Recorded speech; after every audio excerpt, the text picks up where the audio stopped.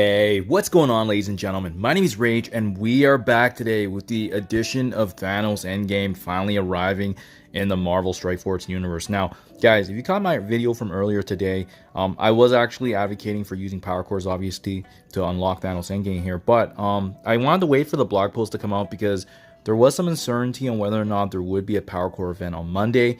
Turns out there is. So make sure if you guys are watching this video beforehand, do not use any power cores today. Although Thanos Endgame is added today, we are going to wait over the weekend, build up some more cores, because that's going to add into the Monday event that we can utilize obviously here to maximize on the leaderboard for more ISO-8 purple, and at the same time to ultimately unlocking Thanos Endgame. So for the purpose of today's video, we're going to do what we usually do. We're going to open some red star orbs. We're going to take a look at this kit, T4 recommendations, and as well as what best ISO-8 we can maximize with Thanos Endgame. And then I will be back Monday with the power cores in full force, and we can take advantage, obviously, of his unlock there. So make sure when you guys are going through that you do see Thanos Endgame's avatar here, and we're just going to go for the easy 7 right here now that, you know, these feature promotional credits are utilized basically to guarantee now a 7 red. It's only a matter of time usually now that I have the majority of these characters at 7 red. Boom, just like that, we got it. Pretty easy does it there. Let's take a look at this kit overall, what T4 recommendations, and ultimately what ISO-8 best fits Thanos Endgame now that he's rounding out the rest of this Annihilator's team. Now we can start taking a look at why Thanos Endgame is going to be such a meta changer and how he can counter a lot of characters that are top tier right now in the game. So first and foremost, Balanced Strikes, his basic ability, he's going to be attacking the primary target for percentage damage as well as applying a heal block, and you can see here he actually repeats his attack after the initial strike. There's also going to be a speed bar reduction here if it can be applied, additional bleeds, and as well as a heal block lasting for 2 full turns at level 6. That's probably where I'm going to be stopping in terms of my upgrades, because if you do have the T4 materials to spare, you can obviously add some additional uptick here in damage, 70%, which is notable, but again, given how powerful his special, ultimate, and passive is going to be, you probably want to prioritize that before the basic. So really, his basic ability is icing on the cake. Next up, we have Unavoidable Future being a special ability. So this one is interesting because he actually protects the team as well adds a little bit of some technical practicality here. So you can see there's going to be a bit of a barrier here for himself and allies for 15%. It's going to go up as we level this up. He's also copying random negative effects that from himself and each ally, and then basically transferring that over to the primary target. On top of that, this is where the exposure is going to be landing on the opponent, as well as trauma and a stun. So all of it landing together and also chaining, and when those chain attacks do occur, offense down is going to be also landing. So as this ability goes up, the number of random negative effects do scale up as well. It's going to be chaining to more enemies, offense downlining for longer turns, but really it's going to be level 6. I think is going to be notable because you'll see all the negatives on this character and each ally being essentially placed on the primary target. And with the T4 upgrade here, which I highly recommend, the trauma and the stun lasting for 2 full turns and maximizing the damage output to 5 adjacent enemies. This is a pretty devastating attack and it's a low energy cost as well. So highly recommend. This is the ability that you want to start things off, especially with the exposure. And remember, as we'll see later on in the passive, the exposure is going to allow him to grant energy and generate that for the team. His ultimate ability, Inevitable Culling.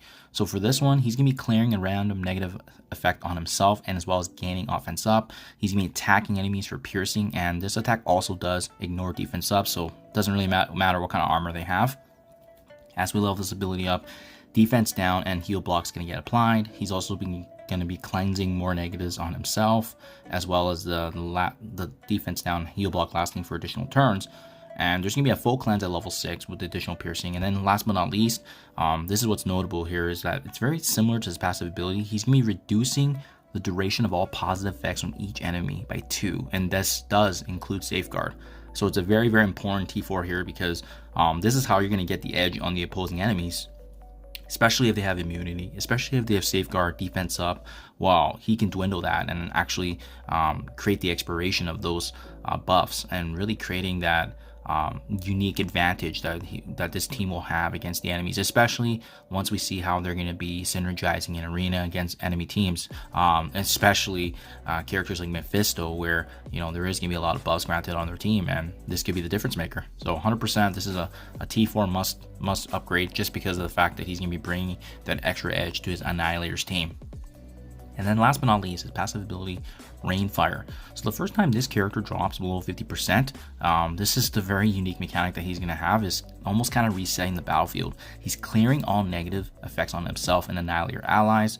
He's attacking all enemies for piercing damage and additional drain. It's unavoidable, it can't be blocked or counterattacked. And then as well, once per turn, when any enemy with exposure is attacked, he's generating ability energy for either himself or a random ally that was not full at the start of turn.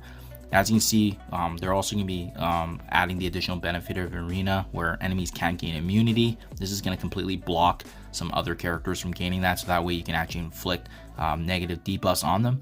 He's going to be increasing the ability energy getting generated here. There's also some additional drain being inflicted as well. The Annihilator allies cannot be gaining trauma from this upgrade, but really it's going to be this last upgrade here, which is very, very similar to the ultimate. Once again, when he drops below that 50% threshold, he's reducing the duration of all positive effects by 5. And this has an additional 1000% extra focus, so really not going to matter what kind of resistances they'll have. 100% you got to upgrade this. So special, ultimate, passive, these are must upgrades because of how the benefits they're going to have in battle, but especially more so in arena and war, I think is where it's going to matter and flip the tides of battle, if you will. And for that reason, guys, I think there's a couple of clear ISO-8s that do make sense based on Thanos' kit, right? Obviously, you can opt to use the striker, where you can get some additional strikes in, especially if you don't have enough strikers on the team. I think that's a good one, but a lot of his kit is also based on piercing damage too, as you've seen with his passive here. When this kicks in, there's going to be piercing to enemies. His ultimate also has that piercing and ignoring defense up and armor. So I think Raider ISO-8 and Striker are both pretty safe, and it's really going to be dependent on which ISO-8s are currently already on your Annihilators. Personally, for myself, I think I am going to go the Raider route, just because I can see some potential bursting from him. And I don't think there's going to be too much to be had with the additional Striker attack. So I'm going to try Raider first, but obviously pivot if need be. Anyways, guys, that's the run through right now for the Red Stars. And again, we'll be back Monday to go through the power cores, because if that event does come to fruition where power cores are engaged, we can take advantage of that and get some double dip value. So make sure you guys save some power cores this weekend for that, as that meta is going to be completely reshaping thanks to the final edition here of Thanos Endgame. Let me know what you guys think in the comments below. Good luck with your guys' orbs. Thank you for your time as always, and I'll catch you guys in the next one.